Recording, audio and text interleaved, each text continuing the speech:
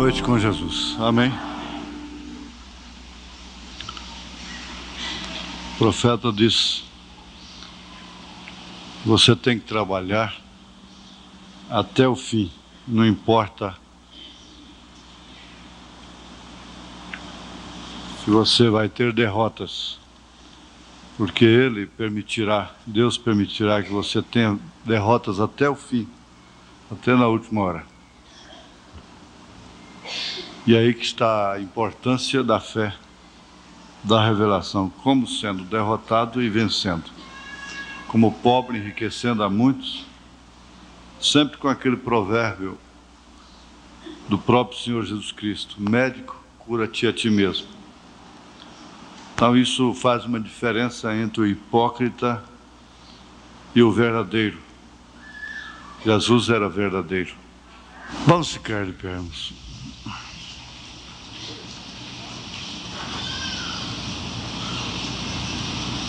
Então veio o Espírito de Deus sobre Azarias, filho de Oded, e saiu ao encontro de Asa e disse-lhe: ouve-me, Asa, e todo Judá e Benjamim. O Senhor está convosco enquanto vós estáis com ele. E se o buscardes, o achareis. Porém, se o deixardes, vos deixará. Senhor, nós pedimos a Ti que essa advertência seja revelada. Como esse precioso jovem trouxe essa lembrança. E muitos têm os mandamentos, mas não têm a revelação deles.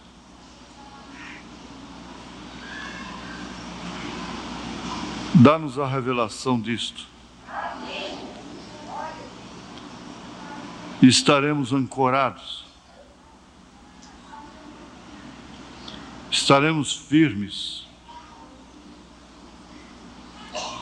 Estaremos consolados, animados, fortificados na fé, encorajados no Espírito.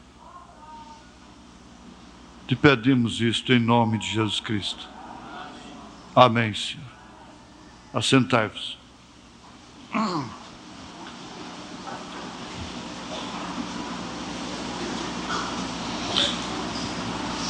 O sacerdócio não tem família. Quando o sacerdote estava oferecendo o sacrifício, ele não estava comprometido com quem quer que seja ali dentro, naquele momento.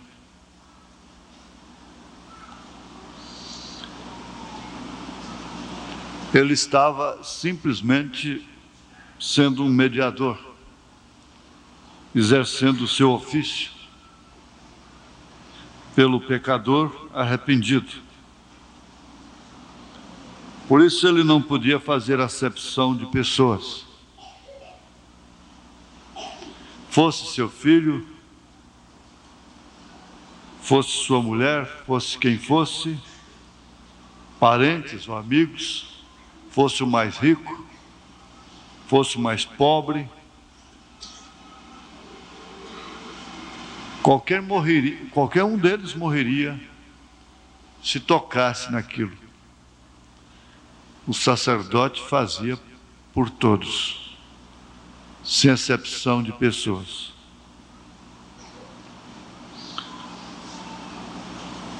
Agora, o Senhor estava ali, sem dúvida alguma. E a presença do Senhor significou muitas vezes morte, doenças, maldição. Quando a arca do Senhor caiu nas mãos dos incircuncisos, mãos impróprias, lugar impróprio para ela habitar, Então veio pragas sobre aquele povo. Foi uma maldição. Para cessar, teve que tirar o Senhor de lá, porque a arca continha dentro de si tudo que representava Deus em relação ao povo. A tábua dos 10 mandamentos, a vara de Arão que reverdeceu, o maná naquele vaso dourado que não se desvanecia, a luz que não se apagava, ininterrupta, a glória da Shekinah. Então ali estava tudo o que o povo tinha em relação a Deus.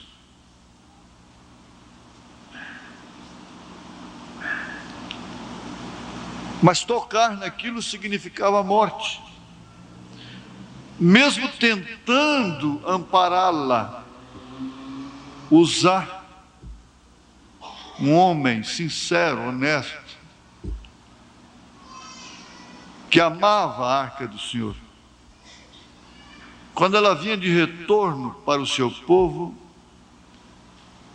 e que ela começou a se inclinar para cair, ele levou a sua mão para segurar a arca e não deixá-la cair. Deus o matou ali mesmo. Pelo que Davi muito entristeceu. A presença do Senhor significa morte.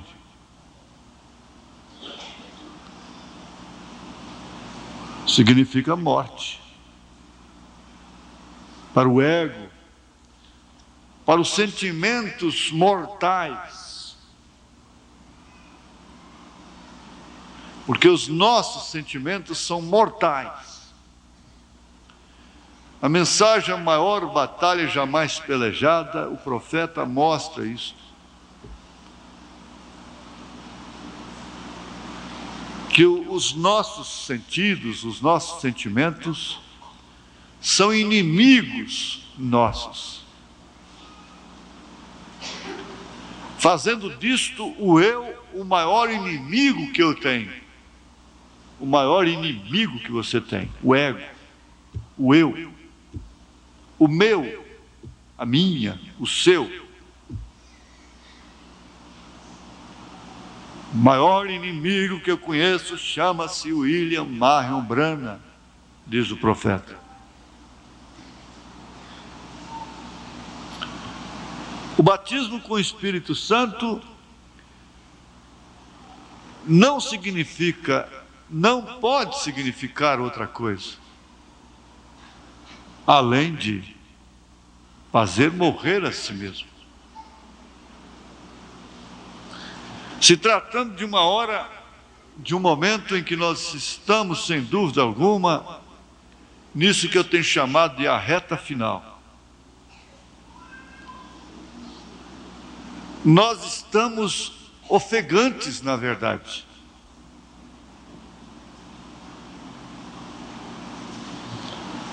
Isto quer dizer cansados. Nós temos crianças estressadas. A batalha jamais pelejada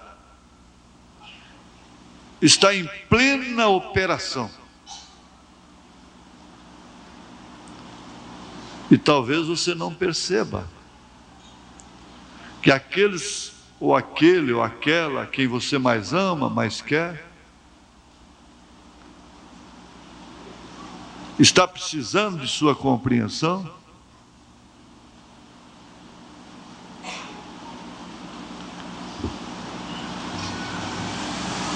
Você se esquece de que o balido de uma ovelha lá em Milton levou o profeta lá, uma ovelha que gemia numa cama. Nós queremos que todos prestem atenção e nos dediquem atenção ao nosso gemido.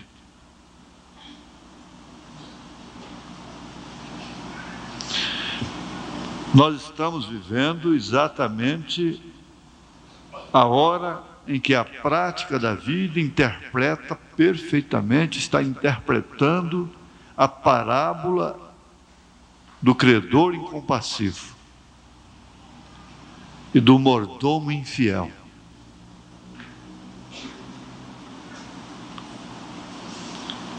Então, prestemos atenção. Ouve-me, Asa, e todo Judá e Benjamim. O Senhor está convosco, enquanto vós estáis com Ele. E se o buscardes, o achareis. Porém, se o deixardes, vos deixará. A debilidade, a fraqueza,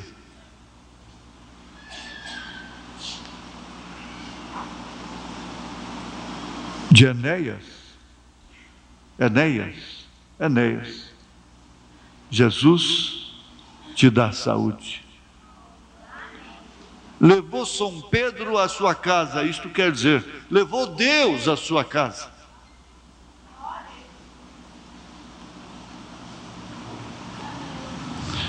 Quantos gemidos aquele homem não deu durante aqueles 8 anos que estava na cama? Deus os escutou, os ouviu e foi estar com ele.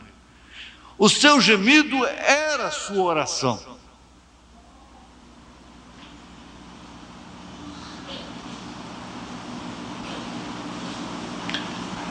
E eu pergunto, Lázaro estava orando para ser ressuscitado? Quando foi ressuscitado, depois de 4 dias na sepultura? Eu pergunto, Marta suplicou, orou, pediu a Jesus Cristo para ressuscitar a Lázaro, seu irmão? Ela disse, eu creio, Senhor, que ele vai ressuscitar no último dia. Agora, aquela convivência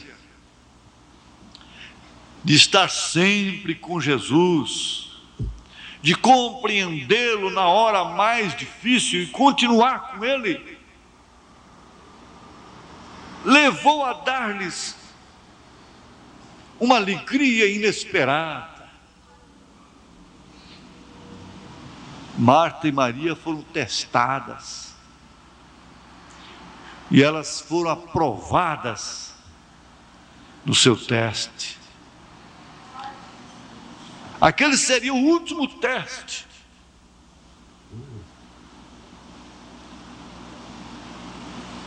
Sem dúvida alguma, porque elas tiveram alegria de verem o irmão ressuscitado, mas logo tiveram a tristeza de vê-lo morto novamente, assassinado. Porque eles mataram a Lázaro depois, para matar a imagem de Jesus. Mas elas continuaram buscando a Jesus, e Jesus continuou com elas até o fim. Uma das coisas que não nos permite passar pelo teste de Deus, já analisamos, que é a nossa natureza, destacando-se gênio. Presta atenção, pensa um pouquinho o que você veio fazer aqui, moça. Pensa um pouquinho, o que eu estou fazendo aqui nessa hora? É o gênio. Isto quer dizer, a minha natureza, os meus nervos, os meus sentidos. Então fizeram uma pergunta para o irmão Branham sobre gênio. Gênio não deixa muitas vezes você ficar com Deus, no seu negócio, no seu casamento. O seu gênio não vai permitir você ser feliz.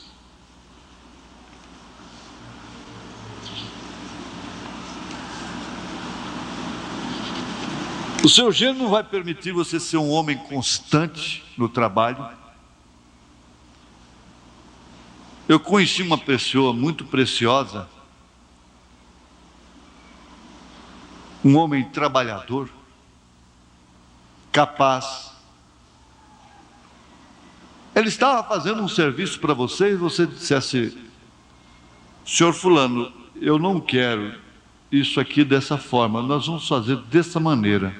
Ele passava a mão na ferramenta e ia embora. Ia embora. Simplesmente calado. Não recebia, não procurava receber o que já tinha feito, nem nada, ia embora, simplesmente. Natureza. Conheci um outro que, inclusive, quando ele veio falar do seu casamento, eu disse: ó, meu filho, não vai poder apanhar a ferramenta mais e ir embora não, hein? Já um outro. Você precisa abrandar esse gênio, essa natureza, porque você vai ter uma mulher para cuidar agora e logo vem filhos, hein? Você já pensou? A hora que todas as vezes que se aborrece no serviço, apanha a ferramenta, vai embora? Se aborrece no emprego, pede as contas? Tem que aguentar buchas porque tem 3 crianças, 4 crianças, 5 crianças, uma criança, uma esposa gestante, que precisa de alimento, que precisa de pão. Então tem que suportar.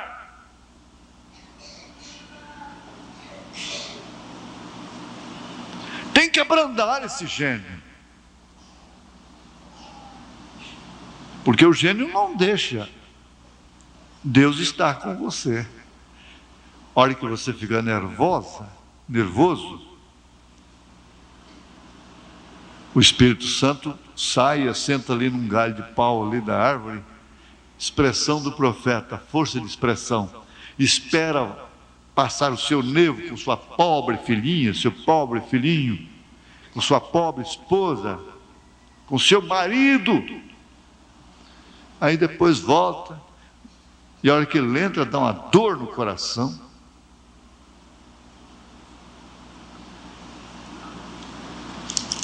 Olha, vamos prestar atenção, porque isso é de muito valor. Irmão Branham, perguntas e respostas número 4, parágrafo 32. Irmão Branham, quando alguém vem sobre mim, ou me pisa no dedo do pé, essa talvez seja boa, diz o profeta. Me pisa no dedo do pé. Tem a pessoa que até passa o pé adiante, a outra vai passando, calça, né, para cair. Será que quer derrubar mesmo? Será que quer derrubar? Espera aí, me pisa no dedo do pé, como diz o velho ditado, me pisou no dedo do pé, meu temperamento sobe. Como posso vencer isto? Eu sei que é o Senhor, só o Senhor pode, o terá que fazer, porém, que posso fazer eu em meu coração? Não quero isso, eu não quero ser assim.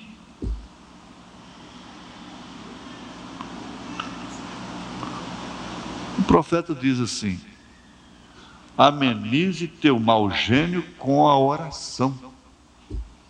Então ajuste seu espírito está desajustado. Gente, olha, no labor da vida, tem hora que a gente fica com o espírito desajustado, jogado para lá e para cá. Às vezes você precisa ficar só, precisa de um tempo para cair no lugar. Eles estão usando até a expressão aterrissar, né? Eu acho engraçado. Fulano aterrissou agora. Quer dizer, passou por uma, deu uma voada e agora está aterrissando. Você precisa pôr a cabeça no lugar. O profeta chegou a dizer: você tem que sair para o deserto para ouvir a voz de Deus, ajustar seu espírito.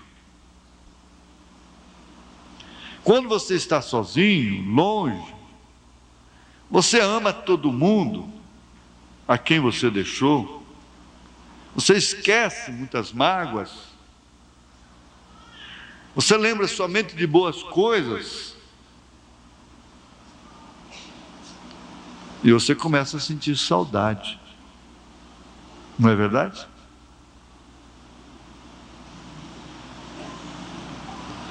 Agora você já pensou, essa mãe de família, nervosinha, coisa e tal, de mau gênio?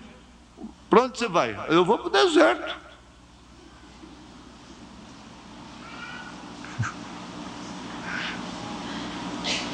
Você entende?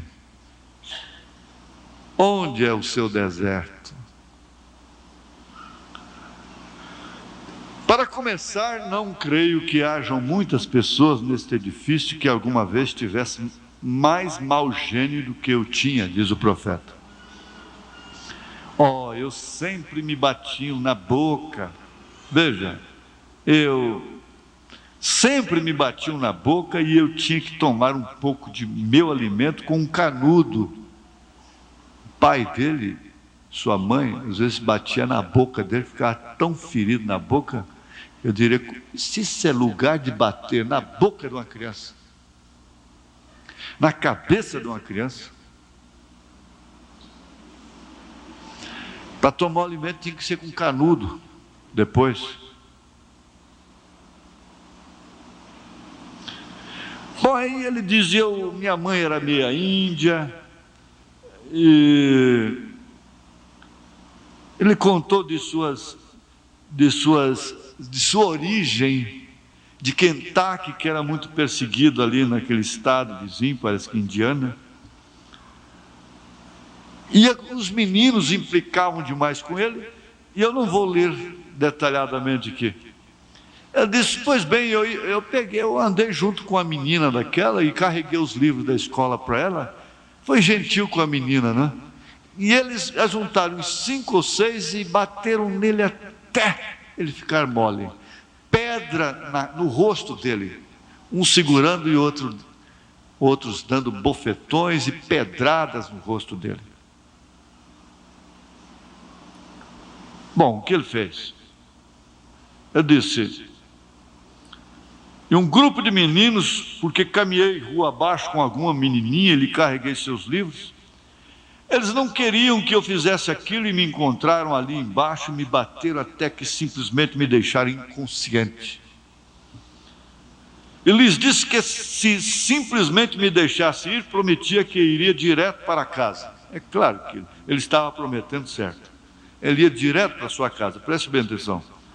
E assim que eles me tomaram, me soltaram, me deram pontapés 4 ou 5 vezes, me derrubaram e arranharam a minha cara toda, e eu fui para casa dessa forma, atravessando o campo de Artemísia. Eu tinha um pequeno rifle Winchester 22, colocado em cima, atrás da porta. É claro, eu fui direto para casa, pegar o rifle. O tomei e enchi aquele rifle de balas, desci direto atravessando a moita de alfarrobeira, e me escondi junto ao caminho até que passaram por ali estes 5 ou 6 garotos. Simplesmente esperei até que viessem. Quando estavam se aproximando dali, falando, dizendo, aquele quentaquiniano, né? Pegasse o Mãoveras lá, ele ia ver também. Se dará conta de onde ele está de agora em diante, comentando o sucesso de ter batido nele, né? Avancei com o gatilho do rifle puxado para trás e lhes disse: agora, qual de vocês deseja morrer primeiro, para que assim não tenha que observar os outros? Eles começaram a gritar. Lhes disse: não gritem, porque vão morrer todos, um por um. E eu me propunha a isto, eu ia matá-los. E no momento começaram a gritar: E eu puxei e não disparou, a arma não disparou. Lhe coloquei outro cartucho, não disparou, não disparou, outro cartucho, não disparava, não disparava. Meu Deus, o que é isso? E joguei ao solo os 16 cartuchos, cada um deles sem disparar. E aqueles garotos, correndo e gritando, saltavam morro abaixo e tudo. E fiquei ali depois que se foram. Quando me punha assim, intrigado, e eu não podia chorar, eu ria como um idiota, meus olhos saíam lágrimas. Agora, esse é um mau gênio que sempre me acompanhou. Se não houvesse sido por Deus, eu haveria sido um assassino. Tomei aqueles cartuchos e os tornei a colocar no rifle e pum, pum, pum, dispararam tão bem como sempre. Falem sobre a graça agora. Isso é a graça. Aquele menino não sabia como adorar a Deus. Ele não sabia o que significava realmente uma oração.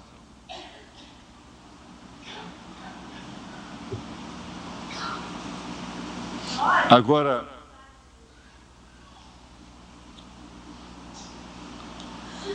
aqui ele diz uma coisa muito importante também.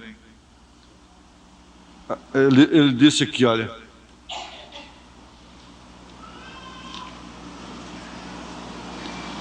eu pensava, nunca poderei ser um cristão por causa do meu gênio. Mas quando o Espírito Santo entrou em minha vida, isso fez. Nunca mais. Uma vez ocorreu que uma mulher, eu fui cortar a luz, e naquele tempo eu tinha cabelo em minha cabeça. Ela disse, tu, idiota de cabelo enroscado. Eu lhe disse, mulher, você não deveria maldizer nessa forma? Ó, não teme você a Deus? Ela disse, seu idiota de cabelo enroscado, se eu desejasse que alguém me falasse acerca de coisas como essas, eu não buscaria um imbecil como você. Ó, logo me chamou tal de tal, ó, isso. Se isso houvesse sido 1 ano antes, eu sempre dizia, o homem que bate em uma mulher não é suficiente macho para bater em um homem. Ele é muito valentão com mulher. Porém, eu possivelmente haveria quebrado isso aquela vez. Quer dizer, eu tinha pegado ela, chamando a minha mãe de um nome mau como aquele. Mas vocês sabem, nem mesmo me intrigou aquilo. Eu disse, orarei por você. Não me intrigou. Em seguida soube que algo me havia sucedido. Realmente, você constata que o Senhor está com você. O Senhor estava comigo, porque senão não teria ficado daquele jeito.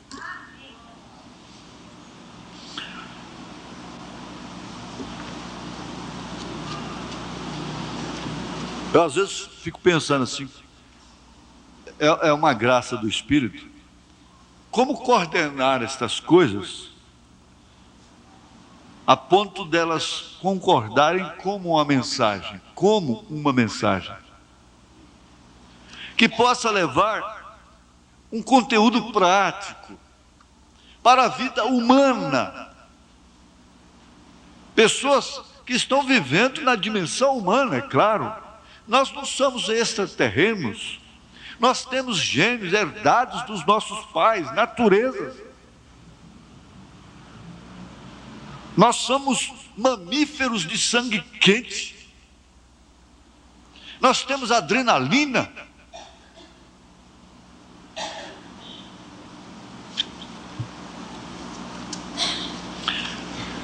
Você tem que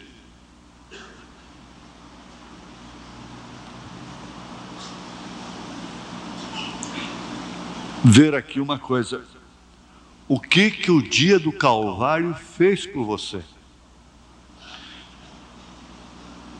Aquele ladrão crucificado, vamos se referir ao ladrão salvo. Ao lado de Cristo, ele buscou a Deus. Ele buscou dizendo: lembra-te de mim quando entrares no teu reino. E se ele pudesse descer da cruz, porque ele morreu ali, e qualquer um que venha ter uma experiência real e verdadeira com Cristo, ele morre ali.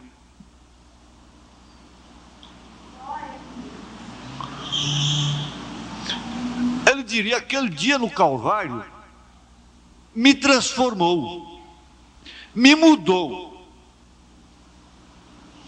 Porque se nós vamos sofrer uma transformação completa, como Paulo disse, nem todos dormiremos, mas todos seremos transformados no abrir e fechar de olhos. E o irmão Branham diz assim, que como Abraão foi transformado, Abraão e Sara, nós também vamos ser transformados. Isso quer dizer, essa transformação não quer dizer transformados em cristãos naquela hora, naquele momento. Não. Nós vamos sofrer a metamorfose de deixar o corpo terreno mesmo, de sermos transformados e sermos iguais àqueles que ressuscitaram e subirmos para estar com o Senhor. É 1 Tessalonicenses, capítulo 4, 13 em diante. 1 aos Coríntios, capítulo 15. Esse é o documento que você tem sobre o assunto, e isso é o suficiente.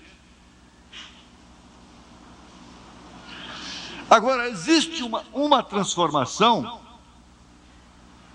que precede aquela. É uma transformação de vida, é um novo nascimento.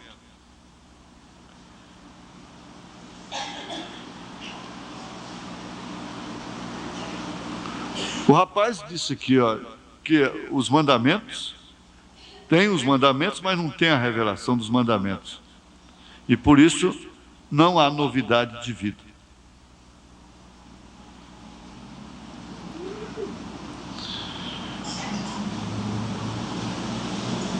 O profeta diz: primeiro nós deveríamos procurar o que aquele dia significa, ou significava. Segundo, nós deveríamos ver o que aquele dia tem feito por nós, o que ele fez por nós. Agora, em terceiro lugar, vamos olhar no que devemos fazer por aquele dia e o que devemos fazer.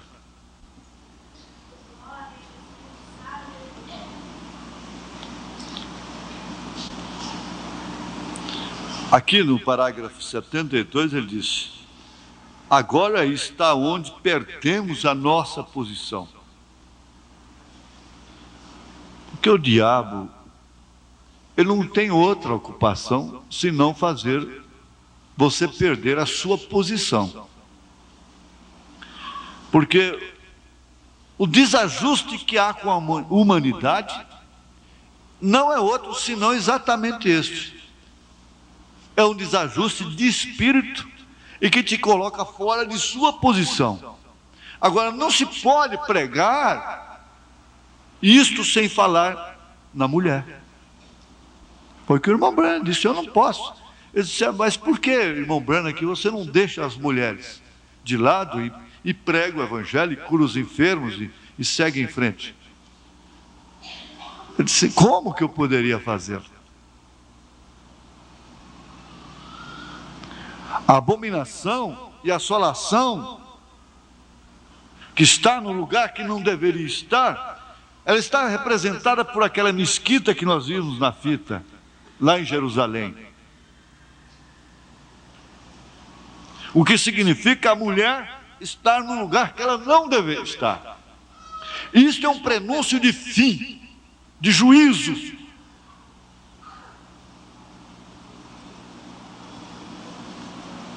E a circunstância, então, tem que levá-la de todas as formas a atuar verdadeiramente como homem, no lugar do homem. E elas querem que os homens estejam sujeitos a tudo isso de uma forma passiva.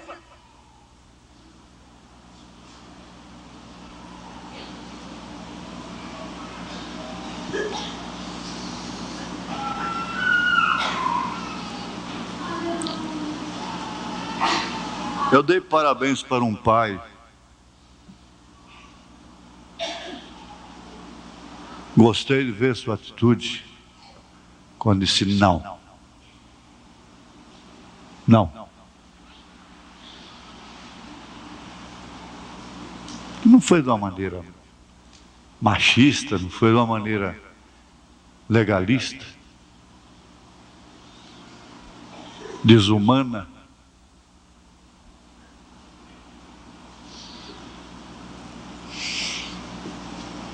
Mas aí está exatamente onde o homem perde a sua posição, a mulher perde a sua posição, e não contente com isso, tem que dar o fruto para o marido. Foi isso que aconteceu com Eva, por isso Paulo disse em 1 Timóteo capítulo 2, a partir do verso 9, que a mulher sendo enganada,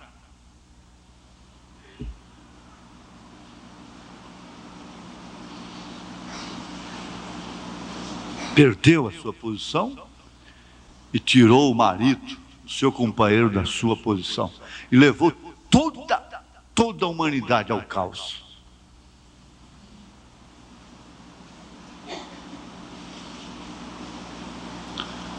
Como que o Senhor pode estar? Gente, não vamos pensar que prosperidade material significa bênçãos de Deus.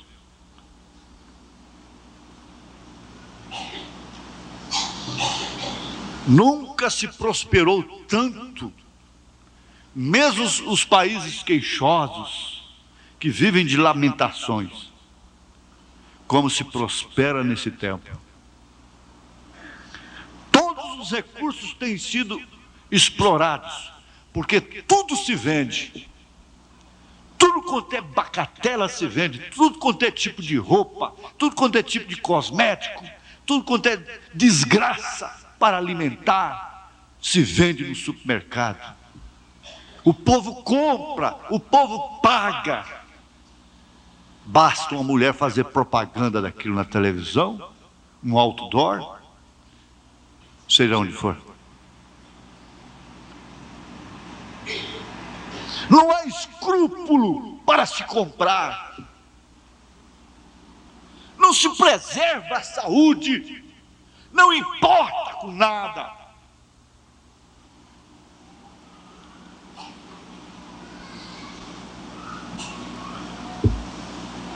Essa é a grande verdade do momento. A Terra saiu fora do eixo.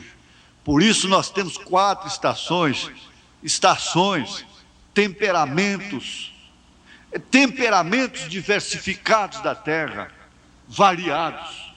Temperamentos variados da mulher, temperamentos variados do homem, porque está fora do lugar, está fora do eixo.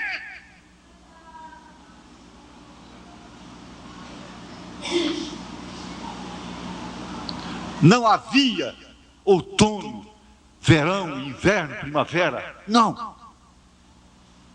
Por isso não havia pragas, não havia mosquitos, não havia enchentes.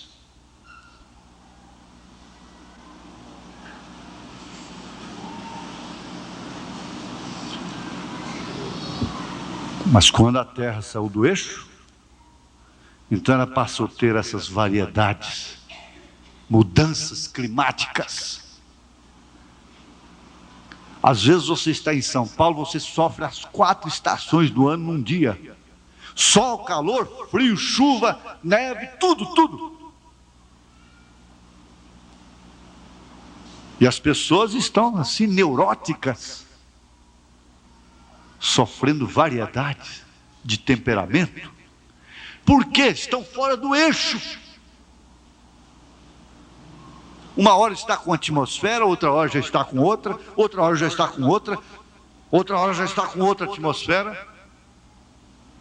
Porque saiu do eixo, saiu da posição. Nós somos temperamentais. Nós não podemos responder com graça. Aquela mulher xingou a mãe do irmão Branham a ponto de dizer, se fosse 1 ano atrás, eu teria batido nela. Eu nunca provei um homem bater numa mulher, mas aquela foi além. Por que ele não o fez? Porque ele havia voltado para o eixo, para o lugar, para a posição certa. E nós não vamos pensar que nós vamos terminar a nossa obra fora de posição. Aí eu tenho que pensar muito para falar,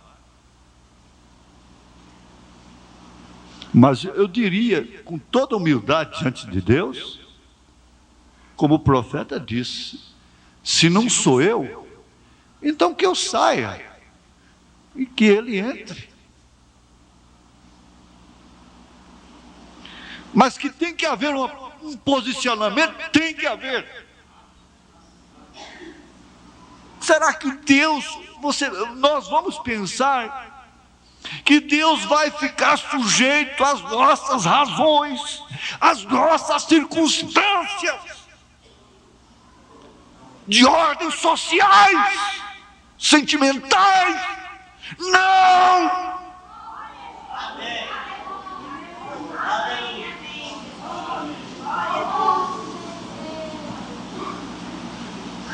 Esse coração ainda está batendo.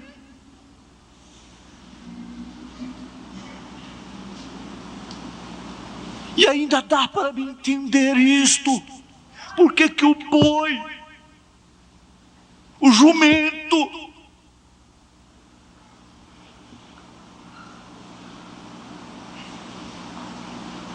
continua sendo mesmo a menos aquele que foi pervertido pelo homem em cruzamentos híbridos?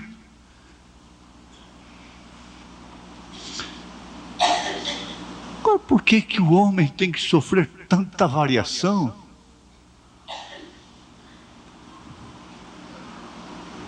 Ontem era íntegro em seus propósitos, em suas maneiras.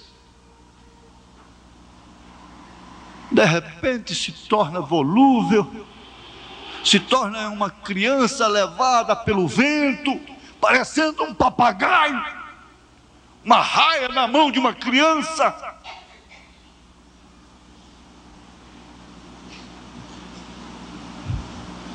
Minhas irmãs, meus irmãos, vocês são as melhores pessoas que Deus enxerga aqui nessa terra.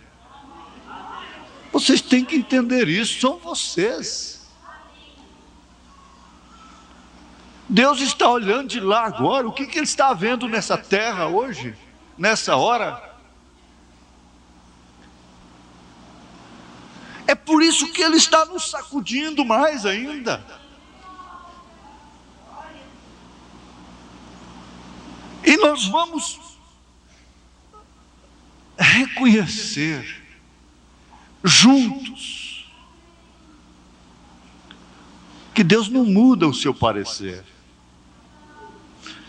Ele vai mudar a nós, não nós mudarmos a Ele, enquadrá-lo em nossas circunstâncias, em nossos sentimentos, em nossos emburros. Crentes emburrados. Não vou hoje na igreja. Pronto. Continuem emburrados.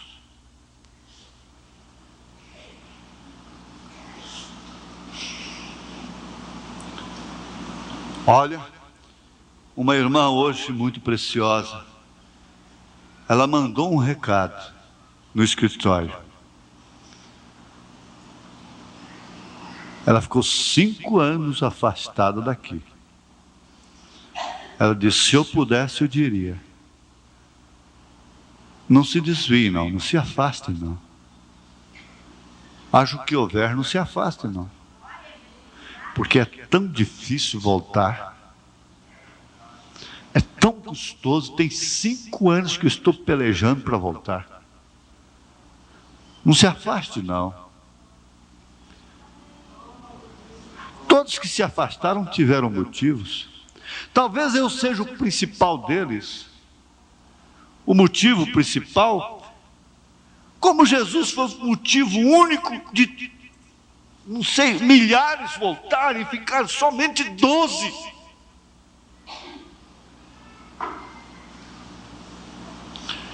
Não faça isto, não. Não induza ninguém a fazer isto.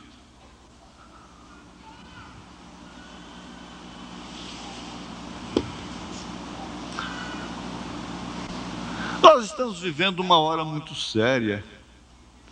E às vezes eu chego a ser tão criança. Eu penso, meu Deus, o que é que está acontecendo?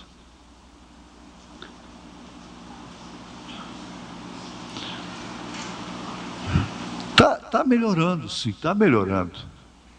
E vai melhorar. Vai melhorar mais. Nós vamos chegar lá. Mas veja que preciosidade. É o que eu disse, talvez nós não vamos poder concluir. Mas vamos apanhar então o que podemos apanhar.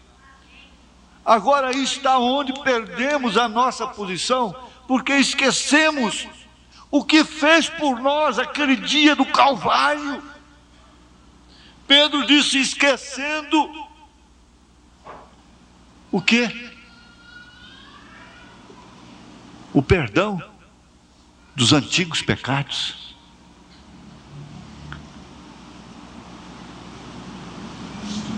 Vocês têm que saber de uma coisa, que o ímpio não peca. Quem peca é o cristão. Ímpio não peca.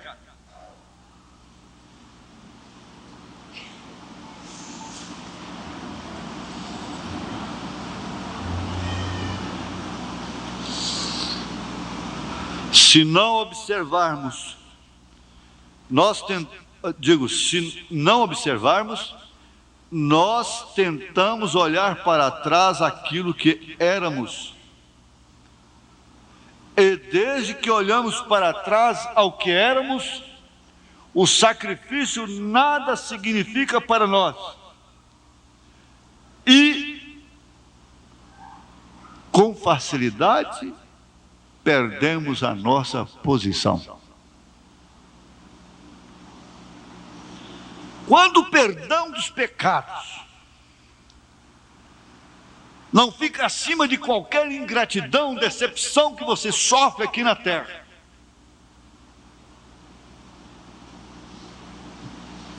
você jamais dirá: glórias a Deus, aleluias, graças a Deus.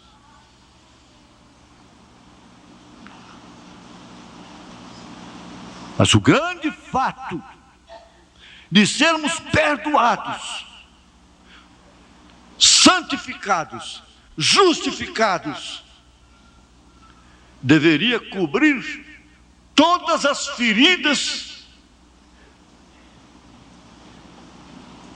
que nós tivéssemos aqui.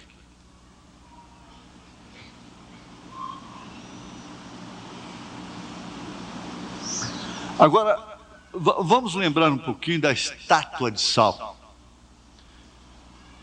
Mais 15 minutos, 10 minutos, 15, nosso tempo encerra.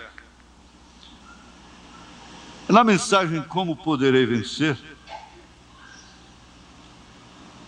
eu vou fazer em ordem regressiva.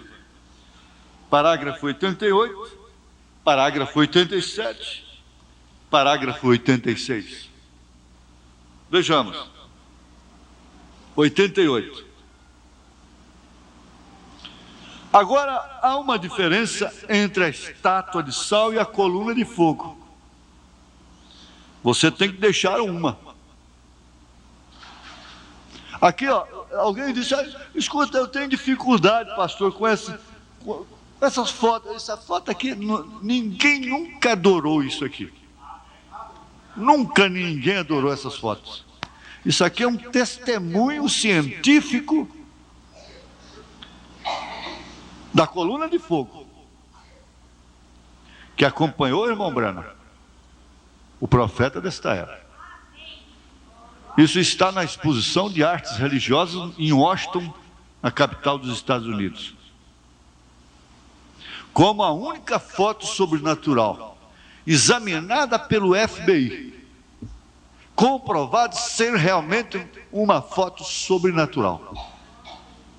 É um testemunho científico. Eu tenho a revista Life, de 1963, com essa coluna de fogo, os 7 anjos que formaram o rosto de Jesus Cristo, fotografado pelo Observatório de Tucson.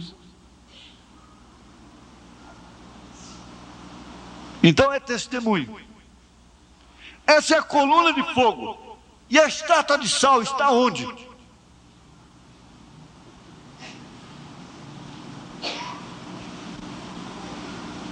Você sabia que a coluna de fogo está aqui? Está sobre nós?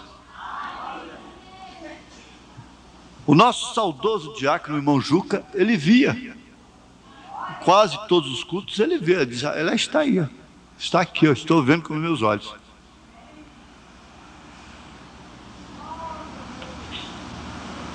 Ele é o mesmo ontem, hoje, eternamente. A irmã Zefa trouxe aqui que ele conhece, ele está vendo tudo.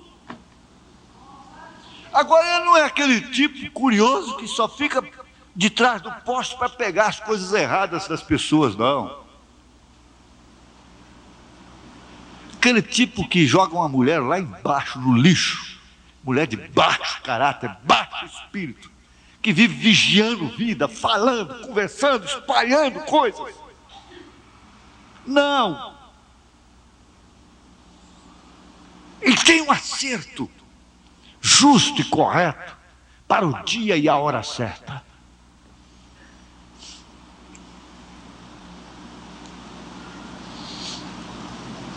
Onde está a estátua de sal?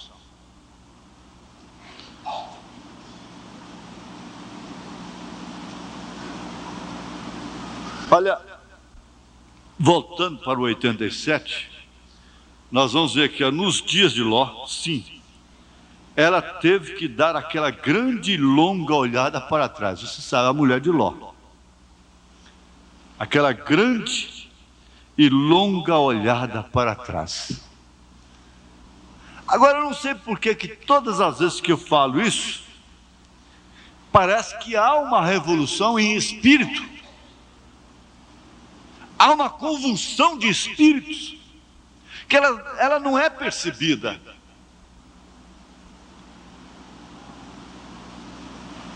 Assim é o natural. Ela é percebida espiritualmente. Sabe por quê? Jesus vindicou isso aqui dizendo, lembrai-vos da mulher de Ló. Isto quer dizer, lembrai-vos da maneira que ela olhou para trás. Oh, estou deixando fulano e fulana lá embaixo, minhas amigas, meus amigos, seria isso? Meu pai e minha mãe? Quem seria? Por quê? Por que ela teria que olhar para trás? Estava dizendo, mocinhas, vocês são puras, limpas, e é muito fácil, muito simples, até ingênuo, ficar olhando um casal agarrado. Tanto homem como mulher deve virar o rosto. A margem do rio Araguaia vira uma Sodoma e Gomorra. Cena que não pode parar com a família lá, não, em circunstância alguma. Em circunstância alguma. Deixa a canoa descer, vai embora, vai aonde for. Eu sei que às vezes a gente é apanhado no aperto, né? Não dá tempo para refletir. Mas para isso viria uma mensagem. Olha, quando você olha os sodomitas e fixa o olhar naquilo, você está dando a olhada da mulher de Ló. Você está dando a olhada da mulher de Ló. Não importa se você é santa, pura, não importa se você é santo, puro, você está dando a olhada da mulher de Ló. Você tem que entender que aquilo é sodomismo, é uma imundícia ali que é insuportável, uma cena insuportável. Você encara, põe seus olhos morteiros naquilo. Você está dando a olhada da mulher de Ló.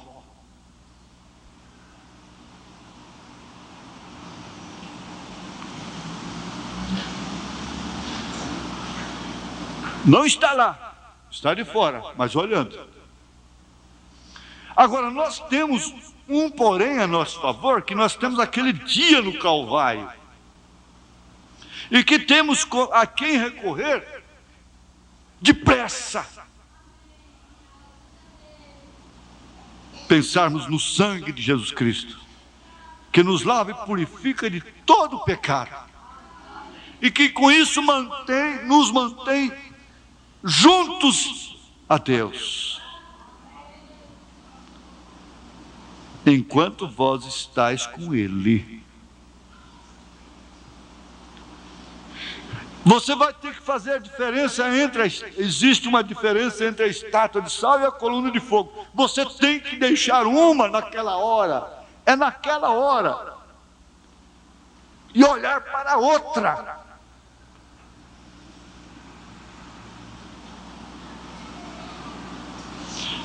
Nós estamos caminhando, chegando ao fim. É mais um pouco. Veja o 86.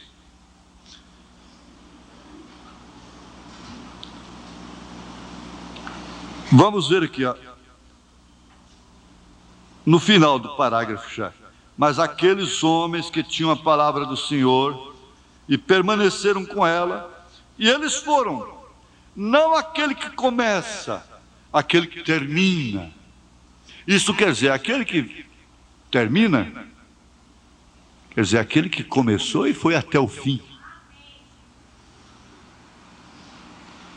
Muitos os que começaram a competição, mas há um que a termina, que vai até o fim. São muitas as igrejas que começam, muitos grupos de pessoas, haverá um grupo que terminará. Estes são os vencedores. Eles optaram pela coluna de fogo. Eles optaram pela arca. Eles optaram em buscar o Senhor, estar com o Senhor, estar em sua palavra.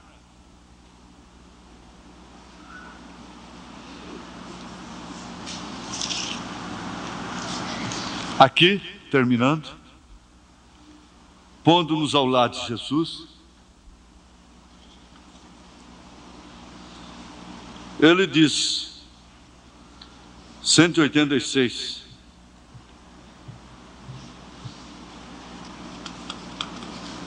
ele permitirá que você tenha suas derrotas até que você chegue ao final do caminho e termine a obra, tal como permitiu aquela mulher. Ela queria fazer a ele um serviço. Assim sendo, ele estendeu seus pés e permitiu que ela os lavasse. Oh, se ele houvesse dito, não faças, ela haveria dado um salto e corrido. Porém, ele lhe permitiu fazer-lhe o serviço. Ela foi sob nenhuma circunstância social. Tanto que ele sofreu uma censura terrível quando ele lhe deu o pé. Ela não pegou a mão porque ele lhe deu o pé. A vovó costumava dizer, a gente dá a mão, você quer o pé, dá o pé, você quer a mão. Esse menino é custoso, ele dá o pé, quer a mão.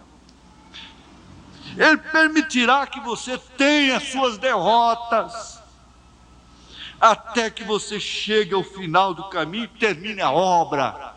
Lave os seus pés.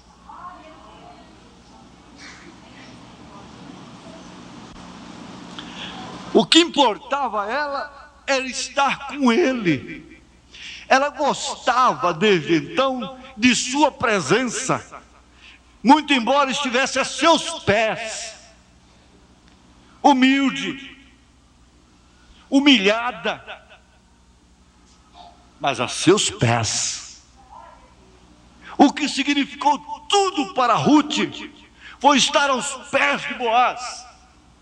Não foi logo botando a mão na sua cabeça, não foi agarrando-lhe a cabeça.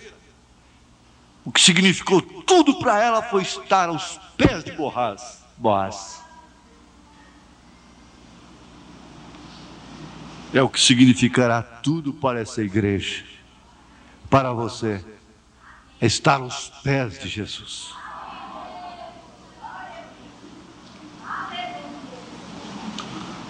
Nós tínhamos mais, mas vamos deixar aqui. Aqui mesmo, pondo-nos ao lado de Jesus, ele mostra assim, eles sempre queriam desacreditá-lo.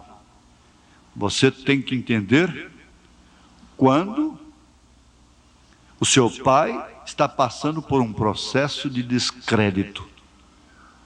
Sua mãe, o diácono, o pastor, o diabo quer fazer isso para desacreditá-lo e para que ele perca a força moral, a força.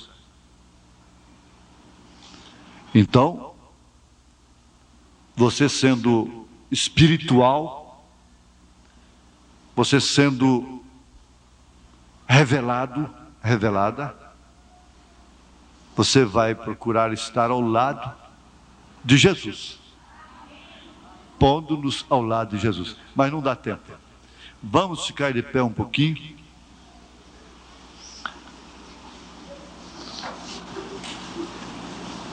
Senhor,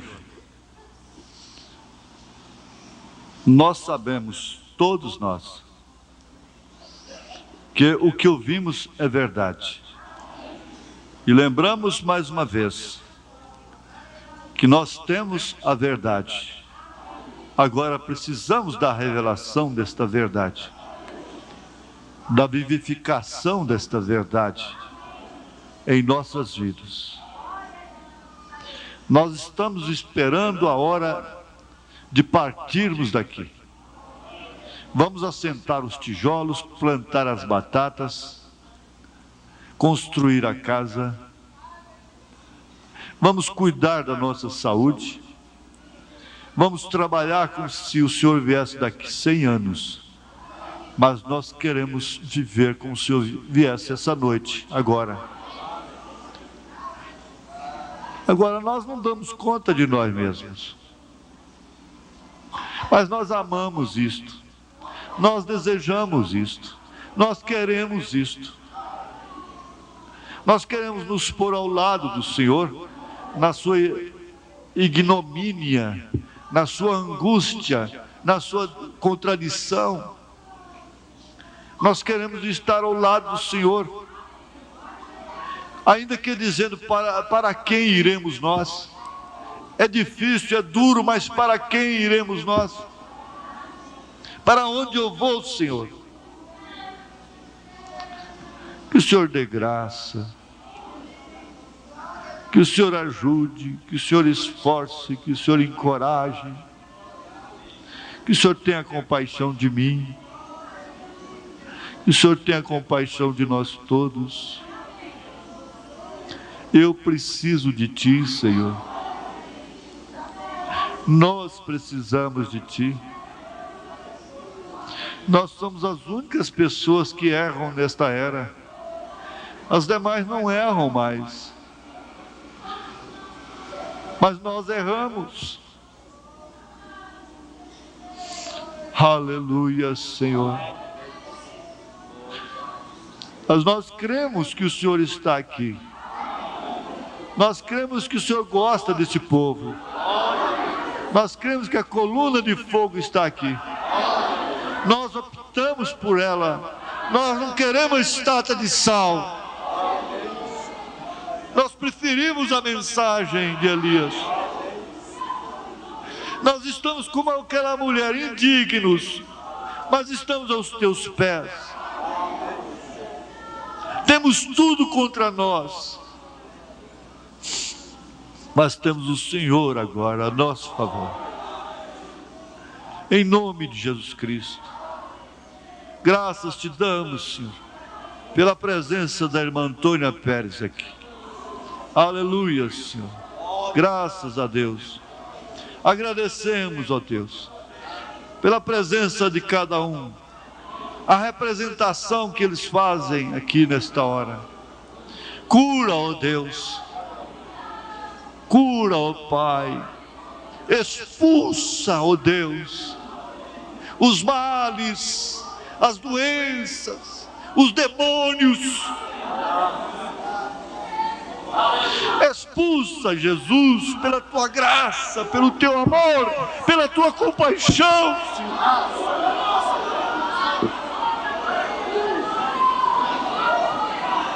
Em nome de Jesus Cristo, ó Pai, ó Deus bendito, no teu nome nós te suplicamos.